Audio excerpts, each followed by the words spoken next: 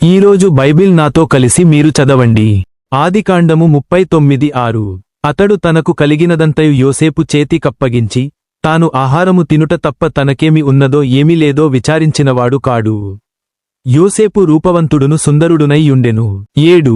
అటు తరువాత అతని యజమానుని భార్య యోసేపు మీద కన్నువేసి, తనతో శయనించుమని చెప్పెను. 8. అయితే అతడు ఒప్పక, నా యజమానుడు తనకు కలిగినదంతయు నా చేతికప్పగించెనుగదా, నా వశమున తన ఇంటిలో ఏమి ఉన్నదో అతడెరుగడు. ఈ ఇంటిలో నాకంటే పైవాడు ఎవడును లేడు. 9.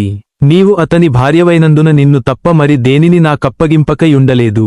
కాబట్టి నేనెట్లు ఇంత ఘోరమైన దుష్కార్యము చేసి దేవునికి విరోధముగా పాపము కట్టుకొందునని తన యజమానుని భార్యతో అనెను. 10. దినదినము ఆమె యోసేపుతో మాటలాడుచుండెను గాని అతడు ఆమెతో శయనించుటకైనను ఆమెతో నుండుటకైనను ఆమె మాట విన్నవాడు కాడు. చదవబడిన వాక్యం దేవుడు మన వినికిడిలో దీవించునుగాక. ఆమెన్.